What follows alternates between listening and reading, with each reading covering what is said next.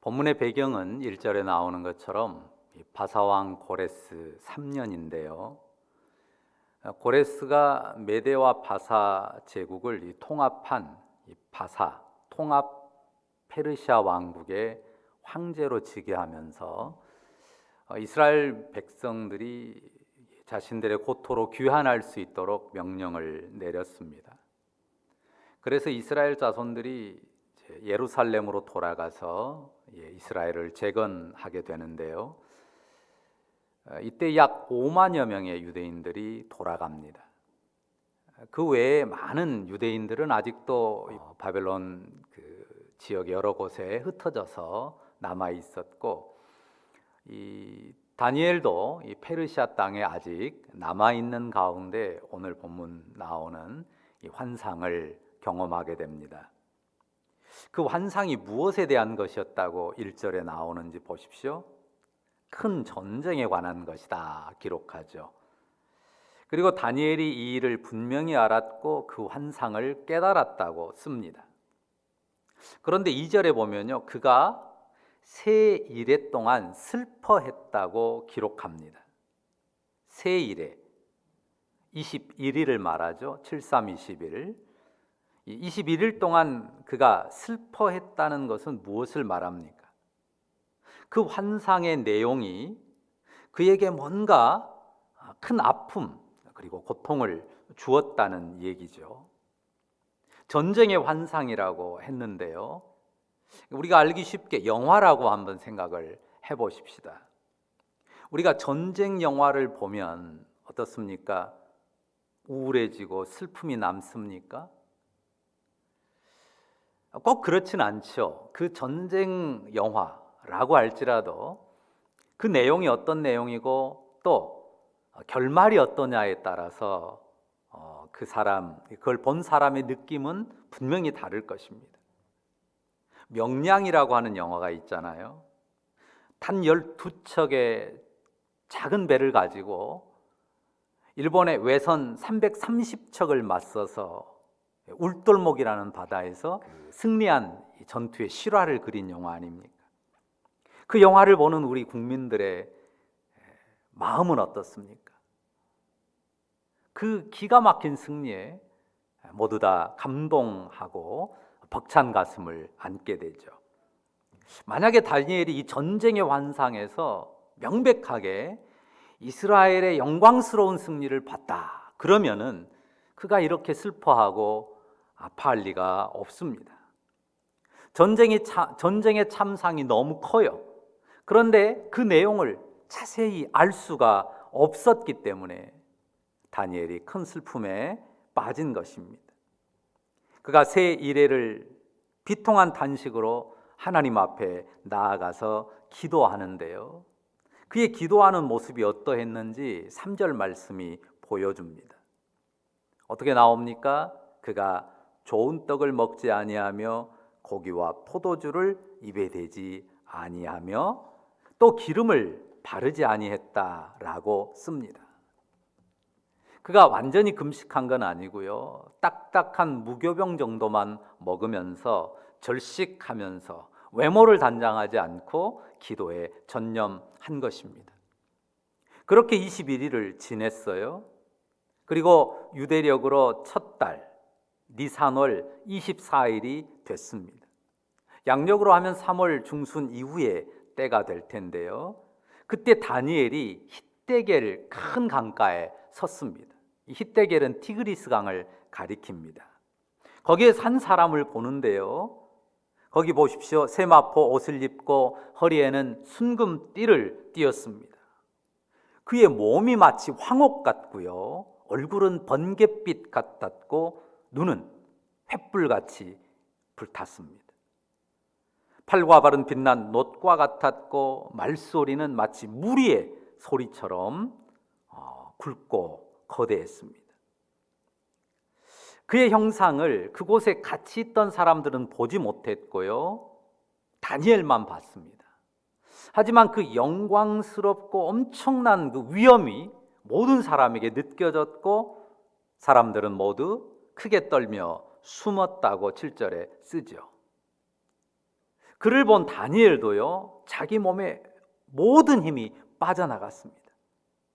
그리고 자신은 마치 이 썩은 듯 더럽게 느껴졌습니다. 마치 물처럼 쏟아져 엎드린 상태로 그분의 음성을 가물가물 듣는 가운데 깊은 잠에 빠졌어요. 이분은 누굽니까?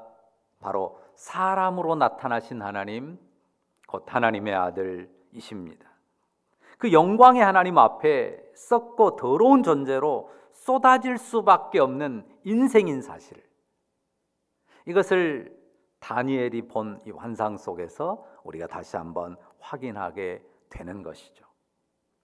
얼마쯤 시간이 흘렀을까요? 한 손이 다니엘을 어루만집니다. 다니엘이 그것을 느끼면서요, 굉장히 두려워서 떨었습니다. 그런데 그 손이 다니엘을 도와가지고 무릎과 손바닥이 땅에 닿게 일으켜주죠. 이는 조금 전에 보았던 그 주님의 모습은 아니고요, 그 주님이 보내신 천사입니다. 이 천사의 이름은 이제 앞의 장들에서 가브리엘이라고 나오는데 가브리엘인지 정확히 알 수는 없습니다. 그런데 그 천사가 12절에 다니엘에게 전해주는 말이 있죠. 여기는 한번 같이 읽어볼까요? 12절 같이 읽습니다. 그가 내게 이르되 다니엘아 두려워하지 말라. 네가 깨달으려 하여 네 하나님 앞에 스스로 겸비하게 하기로 결심하던 첫날부터 네 말이 응답받았으므로 내가 네 말로 말미암아 왔느니라. 다니엘이 그 전쟁의 참상을 더 분명히 깨닫고자 지금 겸비하게 새 이래를 기도했단 말입니다. 그리고 이 다니엘에게 천사가 응답을 가지고 왔는데요, 하나님이 그 응답에 대해서 쓰고 있는 표현이 아주 의미심장합니다. 네가 깨달으려 하여 네 하나님 앞에 스스로 겸비하게 하기로 결심하던 첫날부터 네 말이 응답받았다고 씁니다. 그가 결심하고 기도한 그 첫날에 하나님은 이미 응답하셨습니다. 천사가 그 응답을 가지고 다니엘에게 이르는데 21일이 걸린 것입니다. 여기 13절과 14절에 그 이유가 나옵니다. 바사 왕국의 군주가 21일 동안 막았다고 합니다. 여기 바사 왕국의 군주는 실제로 페르시아의 왕이라기보다는 그 이면에 역사하는 마귀의 세력을 가리킵니다. 천사가 응답을 가져오는 길, 다니엘에게 하나님의 응답을 가져오는 길을 그 어둠의 영이 21일 동안 가로막은 것입니다. 미가엘 천사가 도와서 이제야 길을 뚫고 다니엘에게 이른 것입니다. 여기에서 우리는 영적 전쟁에 대해서 배웁니다. 눈에 보이는 세상과 사람 사이에 어둠의 영의 지배와 조종이 있습니다. 그리고 사람과 세상을 올가맨 악한 영들은 결코 만만한 존재가 아닙니다. 천사를 가로막아서 그가 오는 길을 21일 동안이나 막을 정도로 그 악한 영의 저항은 매우 강하고 셉니다. 하지만 확실한 것은 뭡니까? 하나님의 군대, 곧 하나님의 권세 앞에 그 어둠의 세력은 결국은 꺾인다고 하는 사실입니다. 우리가 조심할 것 하나 있는데요, 이 21이라는 숫자를 오해해서는 안 됩니다. 21이 신비의 숫자가 아닙니다. 하나님의 응답과 이 도움이 오는데 반드시 21일이 걸린다, 이렇게 생각하면 안 된다는 겁니다. 홍해가 갈라졌을 때 21일이 걸렸습니까? 예수님이 사망 권세를 깨고 부활하시는데 필요한 시간도 21일은 아니었습니다. 절대 주권자이신 하나님께서 뜻하신다면 응답은 단 1분, 1초 만에도 가능합니다. 반대로 그가 늦추시면 수개월이나 수년, 또 수십 년이 걸리기도 합니다. 이스라엘이 광야 40년을 지났고요, 또 그들이 바벨론 포로에서 해방되는데 70년 세월이 걸렸지 않습니까? 그러니까 21일보다 더 빠를 수도 있고 훨씬 더 느릴 수도 있습니다. 우리가 더 굳게 믿을 것은 하나님의 주권, 그 결정, 그분의 권세와 힘입니다. 그 응답이 도달하는데 21일 동안 지체되도록 허락하신 분도 하나님이시라고 봐야 합니다. 그렇다면 그 이유는 뭘까요? 하나님께서 다니엘이 그 애통하는 기도로 하나님 앞에 나오는 것을 기뻐하셨고, 어쩌면 그 겸비한 기도가 계속되기를 바라셨기 때문입니다. 생각해 보십시오. 그 전쟁의 환상을 다니엘이 정확히 깨닫기를 원했습니다. 단지 정확히 알기만을 원했다면, 하나님, 이 전쟁의 환상을 정확히 깨닫게 해주십시오, 이 말만 반복하지 않겠습니까? 그런데 그 말만 아랜다고 하면 어떻습니까? 긴 날이 필요 없죠. 긴 시간이 필요 없죠. 다니엘이 기도하면서 하나님 앞에 겸비하게 자기 자신을 살폈고, 자기 가족을 살폈고, 집안을 살폈습니다. 공동체와 민족의 죄악을 살피고 아픔을 고백했을 것입니다.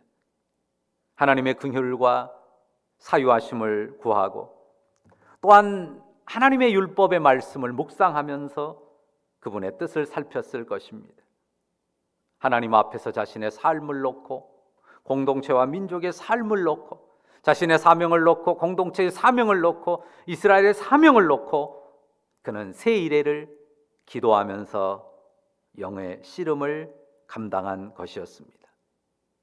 하나님께서는 바로 그런 기도의 과정 자체를 기뻐하십니다. 우리가 수요일 밤마다 기도하는 이 기도의 시간도 마찬가지입니다. 분명 우리가 우리의 원하는 것도 아뢰입니다. 하지만 우리가 주의 말씀을 들으면서 그 말씀 앞에서 우리 자신을 살피고, 우리의 가족을 살피고, 우리의 공동체를 살피고, 주님의 거룩하심 앞에서 이 땅과 이 민족을 살피면서 우리가 기도로 씨름하는 것입니다. 우리가 이 밤에도 기도 자리에 나왔습니다. 다니엘이 그러했던 것처럼 또한 우리의 기도가 겸비함과 간절함으로 가득했으면 좋겠습니다. 그래서 더 주님과 친밀하게 되고 주님과의 교제가 더욱 깊어지면 좋겠습니다. 어둠의 영은 절대로 호락한 존재가 아닙니다. 우리가 하나님의 응답을 받고 그 은혜를 누리는 것을 집요하게 막으려 하고 방해합니다. 하지만 우리가 쉬지 않고 기도하고 우리가 기도를 계속할 때 반드시 하나님의 놀라운 응답이 우리에게 임하게 될 줄로 믿습니다. 기도를 결심하고 기도의 씨름을 이어가되 응답이 오기까지, 하나님의 응답을 주실 때까지 기도를 계속하기를 바라고요. 어둠의 영을 이기는 승리의 용사들이 되기를 간절히 바라고 축원합니다. 기도하겠습니다. 하늘의 영광과 위엄 가운데 계신 거룩하신 주님, 우리가 주님 앞에서 썩어 냄새나는 죄인입니다. 물처럼 쏟아져 흘러가 버릴 인생입니다. 하지만 하나님의 사랑으로 용납하여 주시고 주의 품에 우리를 두셨으니 감사합니다. 우리로 주님을 향하게 하실 뿐만 아니라 우리의 기도를 기쁘게 받아주셨으니 감사합니다. 그러니 우리가 더욱 겸비하게 기도 자리에 나가겠습니다. 주님 앞에 우리 자신을 깊이 살피며 말씀으로 우리를 비추며 더욱 애통하며 간절히 기도하겠습니다. 주님의 응답이 오기까지, 어둠의 영을 물리치고 승리할 때까지 기도의 선한 싸움 싸우며 나가기를 원하오니 승리하신 주께서 성령으로 우리를 이끌어 주옵소서. 주님을 기대합니다. 감사드립니다. 주 예수님의 이름으로 기도합니다. 아멘.